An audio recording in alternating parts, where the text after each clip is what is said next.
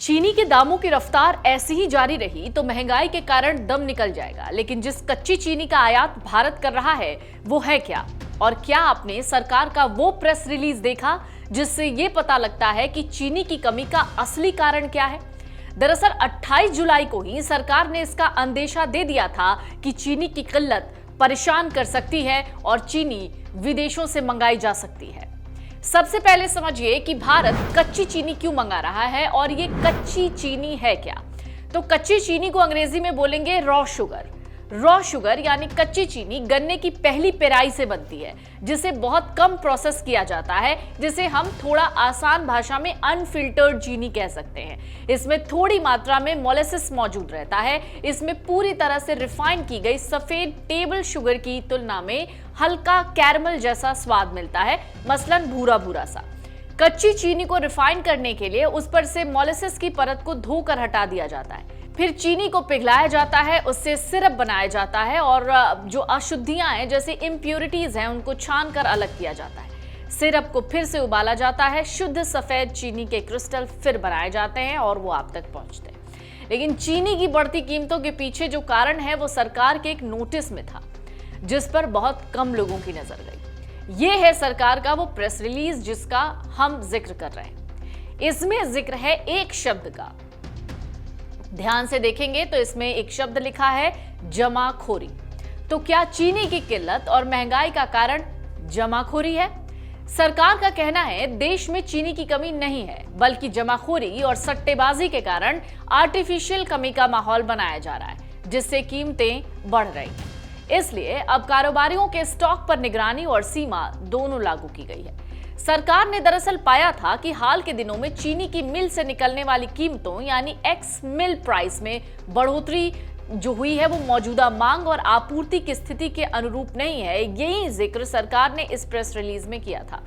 सरकार ने इसमें लिखा कि सरकार के संज्ञान में यह भी आया है कि कुछ व्यापारियों, डीलरों और बाजार के बिचौलियों द्वारा चीनी की जमाखोरी, सट्टेबाजी और बिना वास्तविक रूप से चीनी की खरीद बिक्री या आवाजाही के केवल कागजी लेन देन किए जा रहे हैं।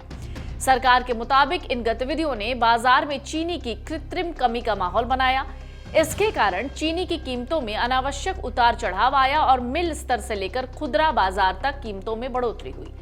भारत सरकार ने 28 जुलाई 2026 को आदेश संख्या SO 4165E जारी किया, जो आवश्यक वस्तु अधिनियम 1955 की धारा 3 और शुगर कंट्रोल ऑर्डर 2025 के अंतर्गत चीनी व्यापारियों द्वारा रखे जाने वाले स्टॉक की सीमा निर्धारित करता है, ताकि जमाखोरी को रोका जा सके और बाजार में चीनी की पर्याप्त उपलब्धता सुनिश्चित की जा सके। इस आदेश के मुताबिक अब किसी भी चीनी व्यापारी द्वारा चीनी का स्टॉक प्राप्ति की तारीख से 30 दिनों से ज्यादा अवधि तक नहीं रखा जा सकेगा। साथ ही किसी भी वक्त और किसी भी जगह पर 4000 क्विंटल मतलब 400 मीट्रिक टन से ज्यादा चीनी का स्टॉक नहीं रखा जा सकेगा। इस आदेश के मुताबिक सभी चीनी व्यापारियों के लिए खाद्य एवं सार्वजनिक वितरण विभाग के पोर्टल foodstock.dfpd.gov.in पर रजिस्ट्रेशन करना और अपने चीनी स्टॉक की स्थिति तत्काल घोषित करना। उसके बाद हर एक शुक्रवार को नियमित रूप से अद्यतन करना अनिवार्य है। चीनी की जमाखोरी यानी होर्डिंग तब होती है जब थोक व्यापारी, मिल मालिक या बिचौलिए बाजार में कृत्रिम कमी पैदा करने और कीमतें बढ़ाने के मकसद से भारी मात्रा में चीनी का अवैध रूप से स्टॉक कर लेते हैं, भंडारण कर लेते हैं। मुनाफाखोर चीनी की इस रोकी गई सप्लाई को तब बाजार में निकालते हैं जब मांग चरम पर होती है, यानी फायदा ही फायदा, ताकि वो इसको ऊंचे दाम पर बेचे और मोटा मुनाफा कमा लें। सरकार ने उपभोक्ताओं को आश्वस्त किया है कि देश में घरेलू खपत की जरूरत पूरी करने के लिए पर्याप्त मात्रा में चीनी मौजूद है। अब इथेनॉल कार्यक्रम ने किस तरीके से चीनी मिलों और किसानों की माली हालत सुधारी है, ये भी एक सवाल बनता है, क्योंकि सरकार ये दावा भी करती रही है कि इथेनॉल की वजह से जो चीनी मिले हैं और जो किसानों की हालत है वो बड़ी सुधरी है। तो क्या है इसमें सच्चाई, ये जरा टटोलते हैं। भारत आमतौर पर सालाना 32 से 34 मिलियन टन चीनी का उत्पादन करता है, जबकि घरेलू खपत 28 से 29 मिलियन टन है। अधिशेष के वर्षों में मिलों की कार्यशील पूंजी अटकने से किसानों के भुगतान में देरी होती थी।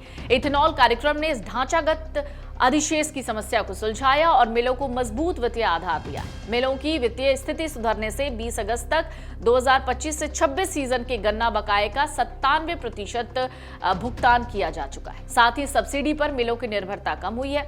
2014 से 2021 के बीच सरकार ने 14,600 करोड़ रुपए की सब्सिडी दी थी, लेकिन 2021 से 22 के बाद से कोई नई सब्सिडी जारी नहीं की गई। इन सब के बीच मौसम की मार का बड़ा जिक्र हो रहा है।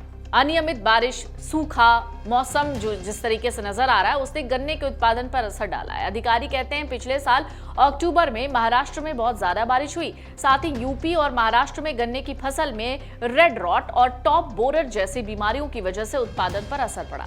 साथ ही दुनिया के सबसे बड़े चीनी उत्पादक देश ब्राजील में सप्लाई की बिगड़ती स्थिति ने भी चीनी की कीमतों में भारी उछाल ला दिया। ब्राजील ने दरअसल खराब मौसम के कारण फसल की कटाई में देरी की चेतावनी दी। अनिश्चितता को और बढ़ाते हुए ब्राजील ने अपनी हर 2 हफ्ते में आने वाली फसल और उत्पादन रिपोर्ट को रोक दिया। इससे देश की सप्लाई की स्थिति के बारे में जानकारी मिलना मुश्किल हो गया। इस बीच इथेनॉल की ओर झुकाव चीनी की संभावित कमी को लेकर चिंताएं बढ़ा रहा है। इन सब के बीच आपको बता दें, ब्राजील के 58% गन्ने के रस का इस्तेमाल इथेनॉल बनाने में होता है।